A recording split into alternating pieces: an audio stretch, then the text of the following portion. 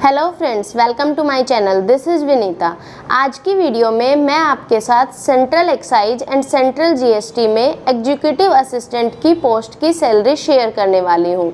Executive assistant की post 4200 grade pay की job है, जिसको लेवल 6 की जॉब बोला जाता है। एक्चुअली 6 सीपीसी में जॉब्स को ग्रेड पे के अकॉर्डिंग बोला जाता था, जिसको 7 सीपीसी में लेवल्स और सेल्स में कन्वर्ट कर दिया गया। 6 सीपीसी के अकॉर्डिंग टैक्स असिस्टेंट की जॉब 2400 ग्रेड पे की जॉब है। ऑडिटर्स की, अकाउंटेंट्स की जॉब 2800 ग्रेड पे की जॉब है। Executive assistant, senior auditor, senior accountant, ये जॉब्स 4200 ग्रेड पे की जॉब है। और इंस्पेक्टर्स, एएसओ, ये 4600 ग्रेड पे की जॉब है, जिनको 7 सीपीसी के अकॉर्डिंग लेवल्स में कन्वर्ट कर दिया गया। जैसे टैक्स असिस्टेंट की जॉब लेवल 4 की जॉब है। ऑडिटर्स, अकाउंटेंट्स, ये जॉब्स लेवल 5 की जॉब है। Senior auditor, senior accountants, executive assistant, ये लेवल 6 की जॉब है। और इंस्पेक्टर्स, एएसओज, ये लेवल 7 की जॉब है। जो भी सेंट्रल गवर्नमेंट में लेवल 6 की जॉब्स हैं, उनकी सैलरी लगभग सेम रहेगी। तो मैं आपको लेवल 6 की जॉब की सैलरी इस वीडियो में दिखाने वाली हूँ। तो चलिए वीडियो को शुरू करते हैं। मैंने ये एक्सेल शीट्स बनाई हुई हैं, जिसको मैं यहाँ पे साथ में फ़ोटो पेस्ट कर दूंगी। पहले मैं आपको सैलरी के कंपोनेंट्स बता देती हूँ कि सैलरी किन किन कंपोनेंट से मिलकर बनती है। सबसे पहले होता है बेसिक पे, जिस पर पूरी सैलरी कैलकुलेट की जाती है। एक्चुअली बेसिक पे फिक्स कर दी जाती है कि लेवल 6 की जॉब्स की, सेंट्रल गवर्नमेंट के अंदर जो भी लेवल 6 की जॉब्स हैं, उनकी बेसिक पे सेम रहेगी। तो लेवल 6 की जॉब की बेसिक पे 35,400 है।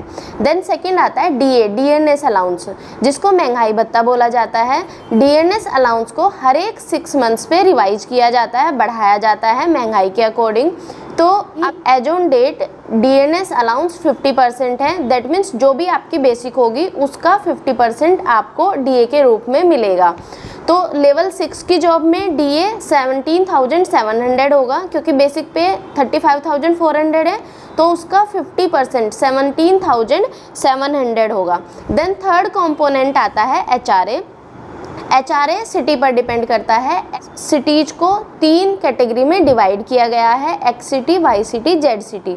अगर आप एक्स सिटी में पोस्टेड हैं तो आपको 30% एचआरए मिलेगा, वाई सिटी में है तो 20%, जेड सिटी में है तो 10%।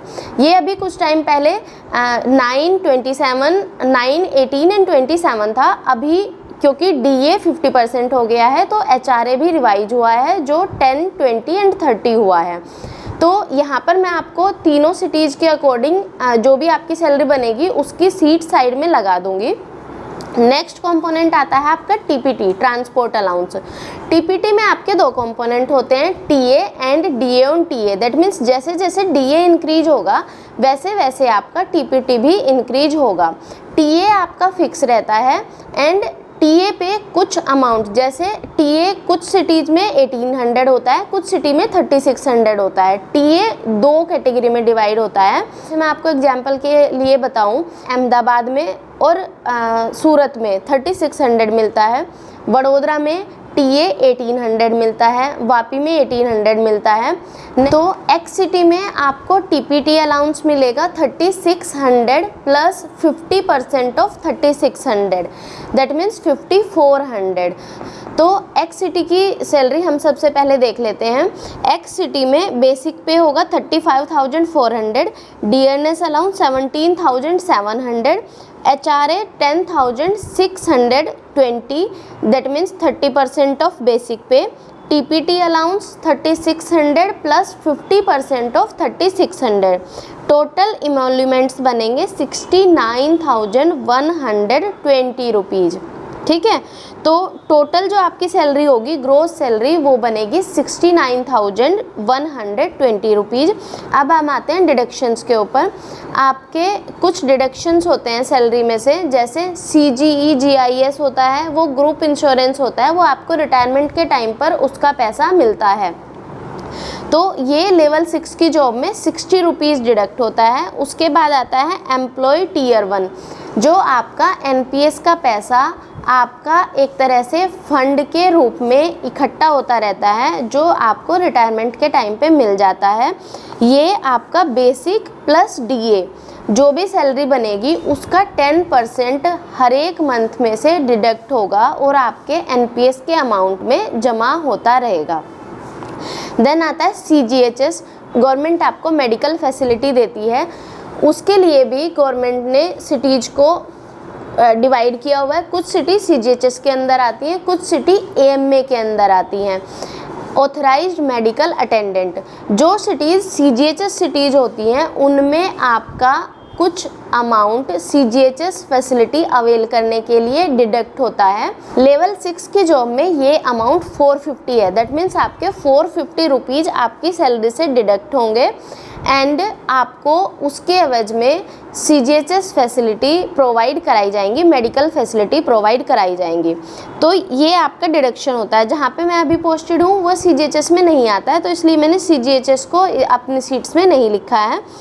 CGIS 60 employ tier 1 5310 rupees deduct होगा। दोनों टोटल मिला के 5370 रुपीज़ होगा। देन एक आता है प्रोफेशनल टैक्स। प्रोफेशनल टैक्स कुछ स्टेट्स में डिडक्ट होता है, जैसे गुजरात में डिडक्ट होता है, तो वो 200 रुपीज़ कटता है और वो स्टेट गवर्नमेंट को जाता है। तो टोटल डिडक्शन हो गया 5570 रुपीज़। ये डिडक्शन होने के बाद आपकी नेट सैलरी बनती है 63,550 रुपीज़। अब मैं आपको एक और चीज़ बताती हूँ। जो हमारा टीयर 1 डिडक्ट होता है, जो हमारा पैसा एनपीएस में जाता है 10% हमारी सैलरी का, टोटल सैलरी का नहीं, बेसिक प्लस डीए, ये दोनों कंपोनेंट्स मिला के जो अमाउंट बनता है उसका 10% एनपीएस के लिए डिडक्ट होता है। तो गवर्नमेंट भी अपनी तरफ से उसमें कुछ पैसा ऐड करती है, क्योंकि अभी एनपीएस में पेंशन बंद कर दी गई है। तो हमारे एनपीएस अकाउंट में गवर्नमेंट अपना कुछ कंट्रीब्यूशन ऐड करती है। वो बेसिक प्लस डीए का 14% अमाउंट होता है। दैट मीन्स जैसे आपकी सैलरी अभी होगी 35,400, डीए होगा 17,700, तो इन दोनों को मिला के इसका 14% होगा 7,434 रुपीज़। तो ये भी आपके एनपीएस अमाउंट में ऐड होता रहेगा और ये आपको आपके रिटायरमेंट के टाइम पे मिलेगा। दैट मीन्स इसको भी आप अपनी सैलरी में ऐड कर सकते हो। तो आपकी सैलरी ग्रोस हुई थी 69,120 रुपीज़। अब इसमें 7,434 रुपीज़ ऐड करने के बाद बनेगा 76,554 रुपीज़। दैट मीन्स आप बोल सकते हो कि आपको एक्स सिटी में 76,554 रुपीज़ मिलेंगे ग्रोस सैलरी के रूप में। उसमें से डिडक्शन के बाद जो नेट अमाउंट आपको आपके हाथ में मिलेगा वो मिलेगा 63,550 रुपीज़। ठीक है, तो ये जो सैलरी मैंने आपको बताई ये हो गई एक्स सिटी की सैलरी। वाई सिटी की सैलरी में डिफरेंस आ जाएगा, क्योंकि वहाँ पर आपको एचआरए 20% मिलेगा। देन टीपीटी अलाउंस भी कुछ सिटी में 3600 मिलेगा, कुछ सिटी में 1800 मिलेगा। तो उसकी वजह से आपकी सैलरी में कुछ डिफरेंस आ जाएगा। तो यहाँ पर मैं आपको वाई सिटी की सैलरी दिखाती हूँ।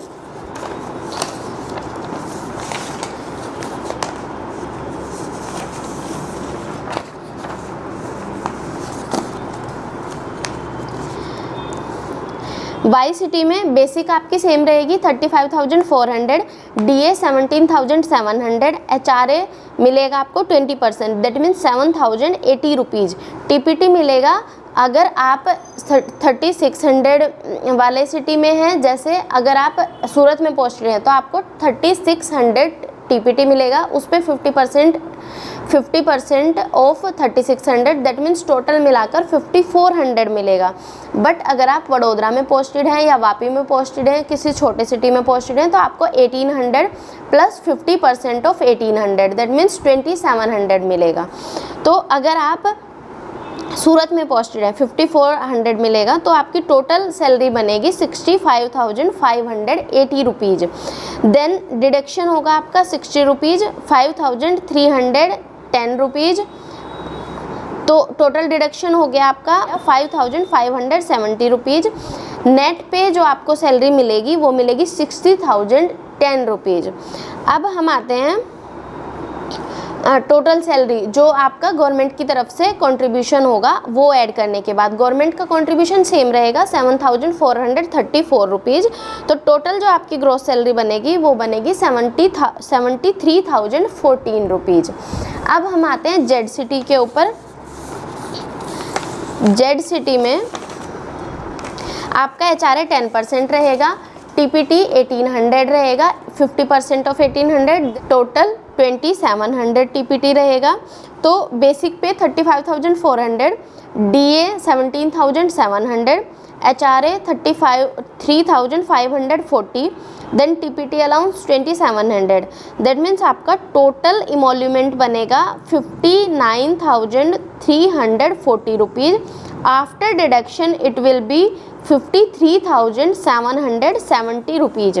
देन 7,434 रुपीज़ इसमें गवर्नमेंट कंट्रीब्यूशन का ऐड होगा। देन गवर्नमेंट कंट्रीब्यूशन ऐड होने के बाद आपकी सैलरी हो जाएगी 66,774 रुपीज़। दैट मीन्स अगर आपको SSC CGL के थ्रू लेवल 6 की जॉब मिलती है तो आपकी सैलरी 66,774 से लेकर 76,554 तक होगी। डिपेंड करेगा कि आपकी पोस्टिंग आपको किस सिटी में मिली है। तो आई थिंक ये एक इनफ अमाउंट है आपकी नीड्स को पूरा करने के लिए और एक अच्छी लाइफ जीने के लिए। ये आपको जो अमाउंट जो सैलरी मैंने आपको बताई ये आपको मंथली बेसिस पे मिलेगी। इससे अलग भी कई मॉनेटरी बेनिफिट्स आपको सेंट्रल गवर्नमेंट की जॉब्स में मिलते हैं, जैसे आपको बैग अलाउंस मिलता है। अगर आपका ट्रांसफ़र एक जगह से दूसरी जगह पर होता है तो आपको ट्रांसफ़र अलाउंस मिलता है। अगर आप घर खरीदते हैं तो आपको कम इंटरेस्ट पर हाउस लोन मिलता है। नेक्स्ट आपको CGHS फैसिलिटी मिलती है। अगर आपके पेरेंट्स आप पर डिपेंडेंट हैं तो आप उनका ट्रीटमेंट भी CGHS हॉस्पिटल्स में करा सकते हैं।